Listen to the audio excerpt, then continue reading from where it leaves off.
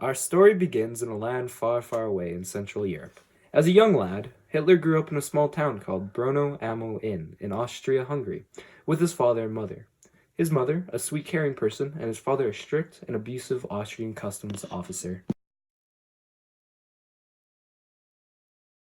As a young boy just entering high school, Hitler was not treated well by the cool city kids.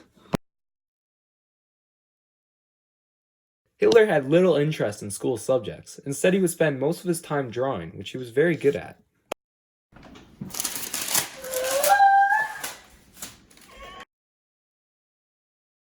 Son, someday you'll be a big, buff public official like me. No, Father, I'm going to become an artist in the high, most close of the eagle. Ah!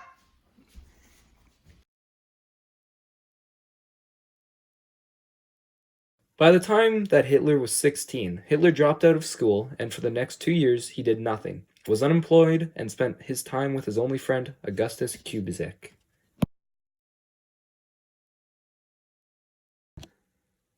When Hitler turned 18, he left home to pursue his dream of being an artist. He traveled to Vienna to take an entrance exam for art school, and he failed.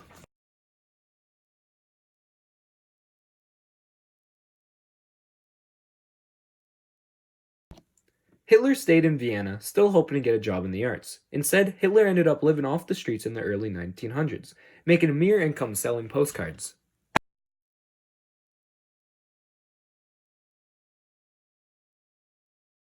Later on, Hitler would move to Munich from Vienna. When World War I started, within a couple days of the war, Hitler enlisted.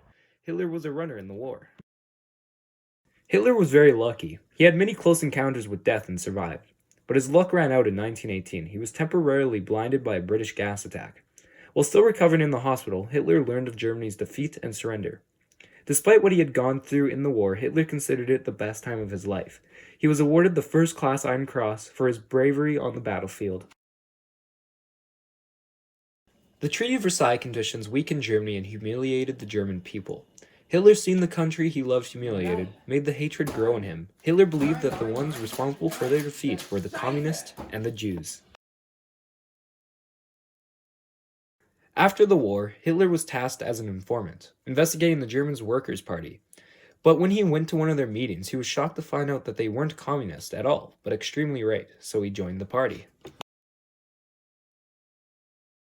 His speaking ability impressed the party's supporters and leaders, and he very quickly rose to the top.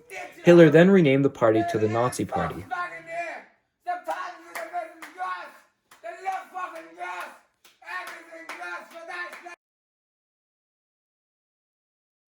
In November 1923, Hitler stormed a meeting at a beer hall and called for an uprising against the government.